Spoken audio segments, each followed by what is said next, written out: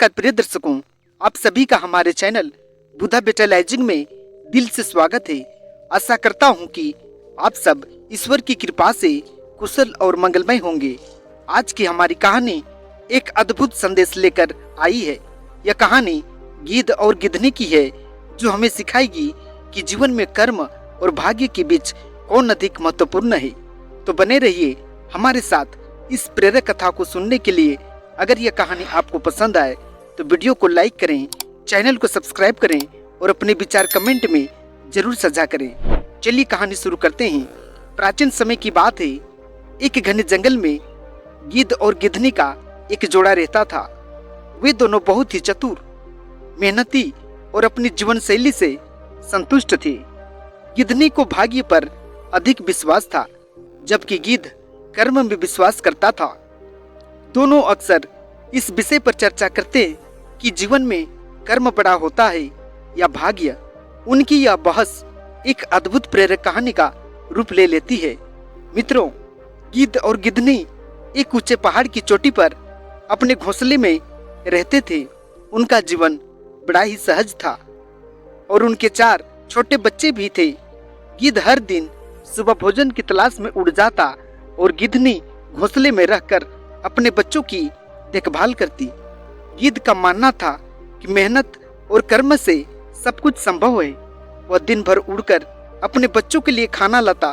दूसरी ओर गिद्धनी का विश्वास था कि उनका परिवार भाग्य से सुरक्षित और संपन्न है। वह हमेशा कहती, जो भाग्य में लिखा है वही मिलेगा, क्यों इतनी मेहनत करते हो। गिद्ध हंसकर कहता, भाग्य उन्हीं का साथ देता है जो कर्म करते हैं। अगर मैं भोजन ना लाऊं तो क्या भाग्य खुद भोजन लेकर आएगा। गिद्धनी इस पर चुप हो जाती, लेकिन उसका मन यह मानने को तैयार नहीं था कि केवल कर्म ही सब कुछ है। एक दिन जंगल में भयंकर तूफान आया। पेड़ टूट गए, घोंसले उजड़ गए और हर तरफ विनाश ही विनाश था। गिद्ध और गिद्धनी का घोंसला भी इस तबाही से अछूता नहीं रहा। उनका घोंसला गिर गया और उनके बच्चे अलग अलग दिशाओं में बिखर गए। गिद्ध और गिद्धनी को यह मालूम नहीं था कि उनके बच्चे जीवित हैं या नहीं। तूफान के बाद गिद्ध ने अपने परिवार को दोबारा मिलाने की ठानी। उसने कहा, अब समय है कि हम मेहनत से अपने बच्चों को ढूंढें और फिर से अपना घोंसला बनाएं। अब समय है, अगर भाग्य में होगा तो बच्चे खुद मिल जाएंगे, हम कुछ नहीं कर सकते।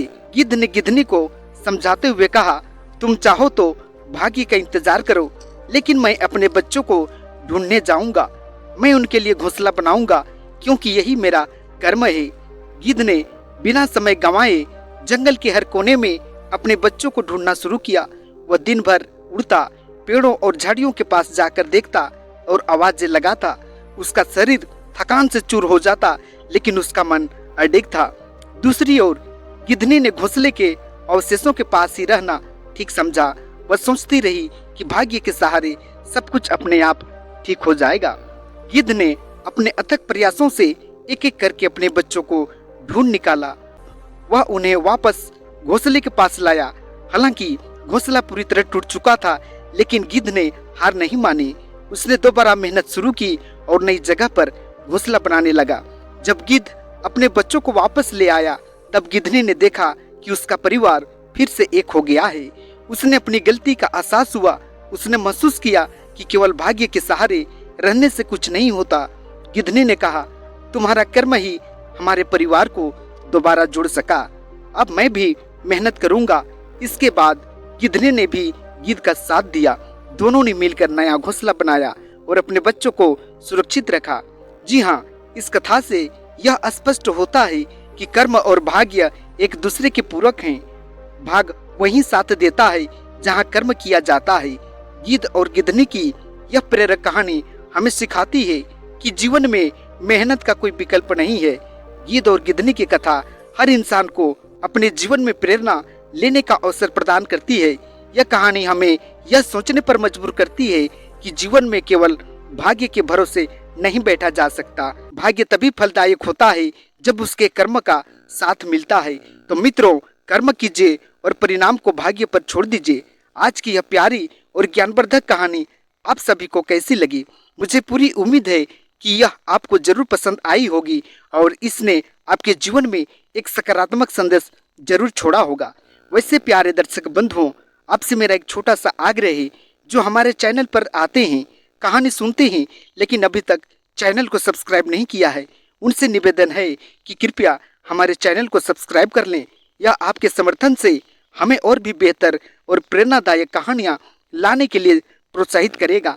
तो आज ही सब्सक्राइब का बटन दबाएं, वीडियो को लाइक करें और इसे अपने दोस्तों और परिवार के साथ जरूर साझा करें। अब प्यार और सहयोग हमारे लिए बहुत महत्वपूर्ण है। जी हाँ मित्रों, आज का छोटा सा कहानी वीडियो में इतना ही। आप लोगों को बहुत बहुत धन्यवाद। नमस्कार।